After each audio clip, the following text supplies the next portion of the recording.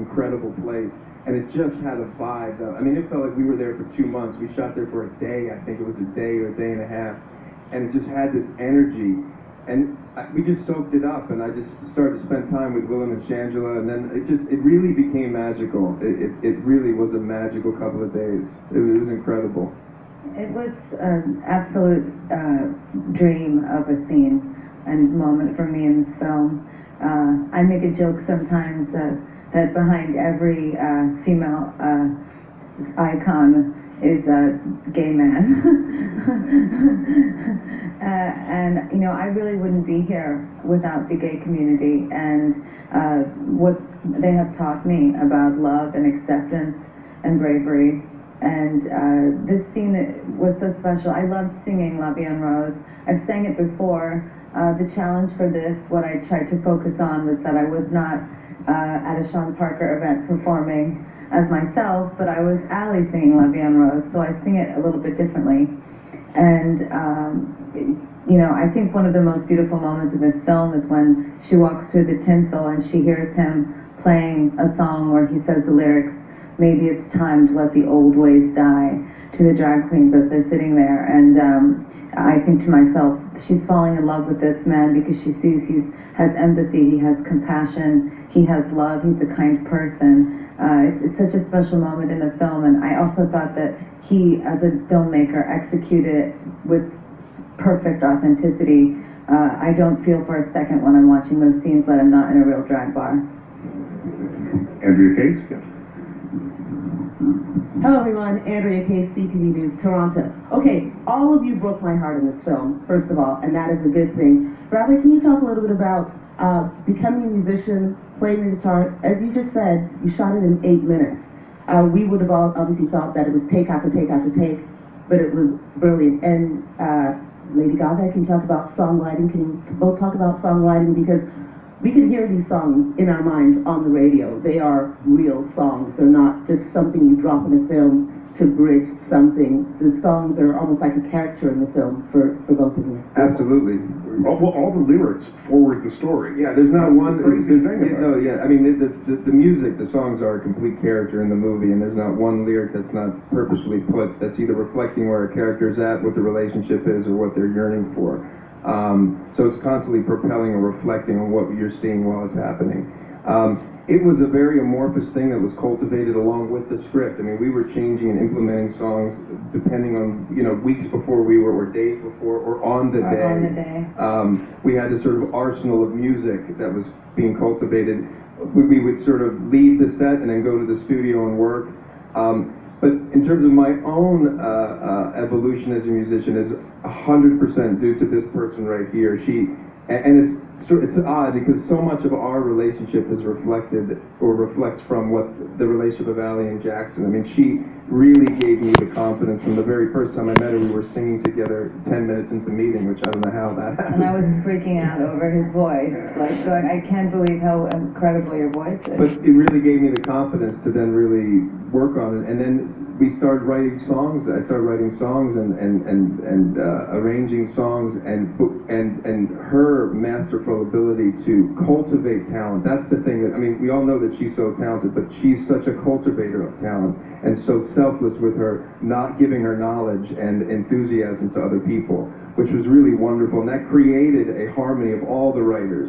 Jason Isbell wrote an amazing song, Mark Ronson, Hillary Lindsay.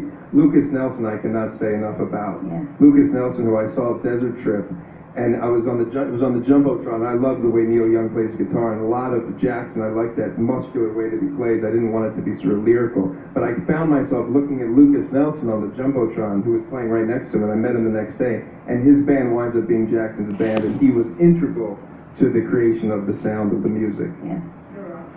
Go ahead. Yeah. Karen Bliss from Billboard.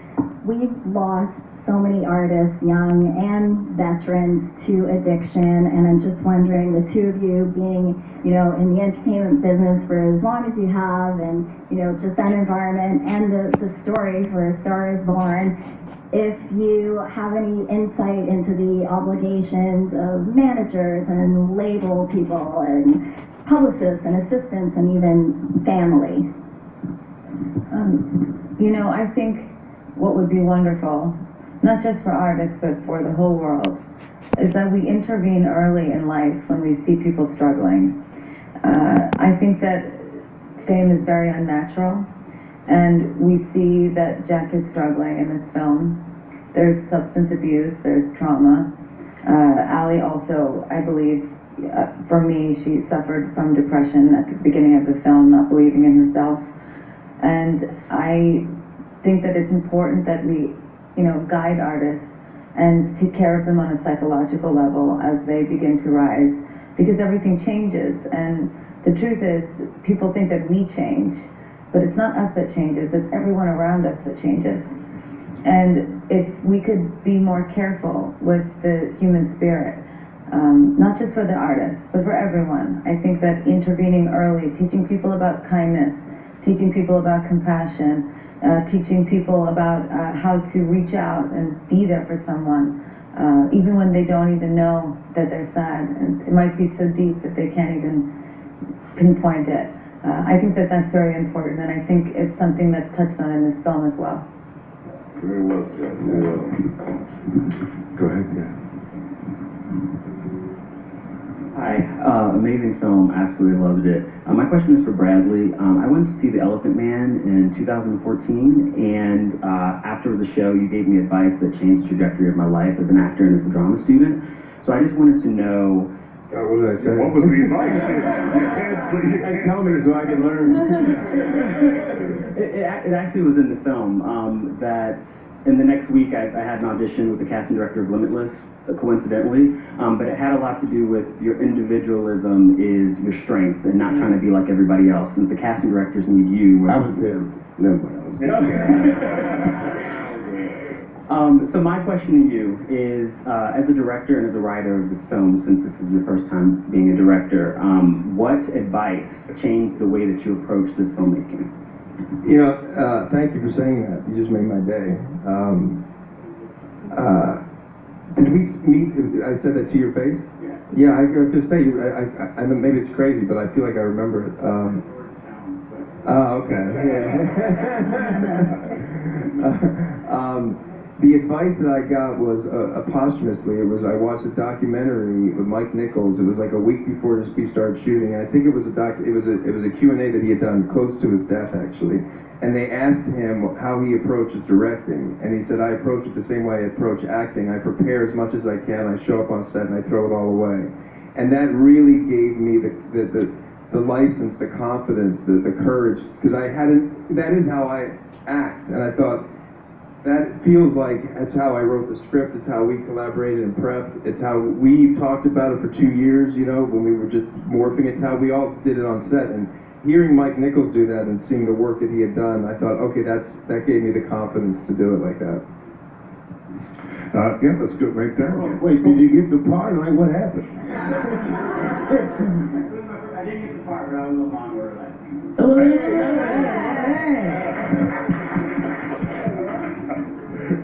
You go right, yeah, go ahead. And then we'll go to you. Hi, I'm Bradley Neil Smith from BBC News in the UK. Could you say a little something about shooting in Glastonbury? And were the crowd receptive? Did the weather play its part? And the mud there is famous. So how did you deal with it? Yeah, I can't say enough about Glastonbury. Glastonbury is no question, I've gone the past 6 years. This last summer was fallow, so it was the first time I missed it. But it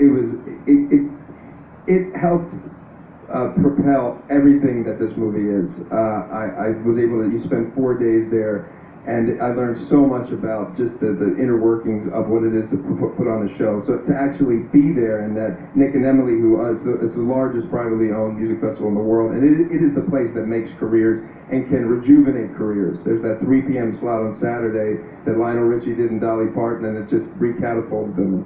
It's a really magical place. It's a magical place. And you watch major, huge musicians still get nervous. They talk about playing the Pyramid Stage at Glastonbury is still this place of fear and beauty. And so it is a really incredible festival that I urge everybody to go to, if you can.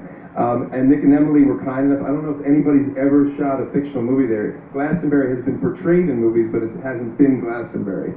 And it's a crazy story. Chris Christopherson, who came to set, happened to be playing Glastonbury last summer. And I asked them if we could, because they said, we'll let you come on the pyramid stage, but you have to let somebody play into your set, time-wise. And he said, sure. So Maddie Levitique, myself, Steve Moore, the sound guy, that was it. We went to Glastonbury. My buddy usually handled the other camera just because we knew we had 4 minutes. And it was unbelievable. I just didn't want the movie, I didn't want this to make a movie about music without Glastonbury being an element. I wanted those flags, I wanted what that, you know, so people who know music will like, oh yeah, that's Glastonbury. I command the magazine. Listening to you here, it seems like there is a large place for synchronicity or these magical coincidences during the filmmaking or film preparation to the film. Like you mentioned, you've heard Stephanie singing live just the day before you went to see her. So I'm wondering, does the synchronicity or this little coincidences, does it play a large part in filmmaking, you believe? I think it plays a large part in life. I think true art can only be created if you're completely open for moments to occur. And I think that's what I hope was the fun that we all had on set every day. You know, I remember Dave and I, you know, we would go back in the house, like, once we left that house and sat on that bench, it was like we were in this live universe, right? And then we would huddle in between and just talk through stuff, what about this idea, that, and then we'd go back into this large universe where you don't know what's gonna happen. You know, and the more I know that I stay open, the more art can be created. And if I'm thinking about it too much, I'm dead. We were talking about this last night. You know, it's the only way that I know that because really art is just something that's out there, and then if you're open, it flows through you. It's nothing that you really create. That's the way it feels experientially to me, at least. Like you also like make an environment where you can channel that kind of inspiration. Like something about the culture you said. Telling you, man, it's very unique. It was really fun to be there. It was like beautiful to be there. Thanks, man. Wow. So I guess so those moments you're talking about occur because of that, and then we use the word synchronicity for that.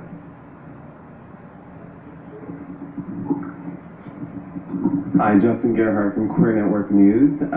This is for Lady Gaga, Stephanie. Just talking a little bit about the transformation that you've made personally from being Lady Gaga, this huge queer pop icon, and then we've seen you start to act more and more and more, and we've seen it all be stripped away. So just a bit about that for you and what that's been like, that, and how the queer community has influenced some of that. Thank you, Justin. You're welcome. Well, I do love makeup, and I love fashion and costumes and drag, and I do a lot of it myself. But, you know, sort of tying into the last question, I think it was the friendship that we developed together where I really trusted him in exposing myself in a way that I've never exposed myself before. He wanted no makeup on my face. During the screen test, he took a makeup wipe and wiped it down my face, and I was like trying to trick him with my no makeup. And he looked at the makeup wipe, and it was all, you know, brown and concealer, and he was like, take it off. So we took it all off, and I dyed my hair my natural color quite a bit before we started filming because I wanted to get into the character. And it was a challenge, but it was also very liberating. And to me, anytime I'm doing anything, especially with an actor of his caliber, I've always been such a huge fan of Bradley, and was so excited to be the first, lead actress in his film. I wanted to give everything that I had, every last drop of blood, everything, all my fear, all my shame, all my pain, all my love, all my kindness, everything. I wanted to give it to him, and I wanted to give it to everyone on this couch. So what I will say is just that, I think a lot of it has to do with the family that was created, and that came from the top. And every single person on set, from the cast to the crew, from the top to the bottom, we were a family, and every day was beautiful. And as far as my relationship with the gay community, like I said before, I would not be here without the gay community and how they have wrapped their arms loving me lovingly wrapping their arms around me. It's something I'm very grateful for, and it's something that I'm also very grateful for that Bradley honored in the film.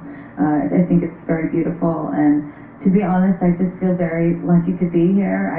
I'm a East Coast Italian American from New York who dreamed of being an actress, and I didn't make it, so I gave up and pursued singing, and I'm here today because this man believed in me, and that's also a lot of what this story is about, is the power of believing in someone and what that can do for the human spirit.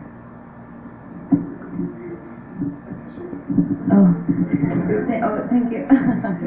Thank you very much. Yeah, go ahead. Hi, I'm Diana from Closer Weekly. So, Lady Gaga, so having done this project, has it made you... Did you say Claire? Oh, I'm right here. Oh, is your name Claire? Is your name Claire? No, Diana. Oh, Diana. So I heard Claire. No, Claire? We'll go to Claire next. Okay. So just having done this, has it made you want to put your singing career on hold to take on more acting gigs? And if you could share like an update on your health, if you're ready, to take over Vegas for your residency. Well, yes, I'm definitely ready to take on my residency at Vegas. Very excited about that.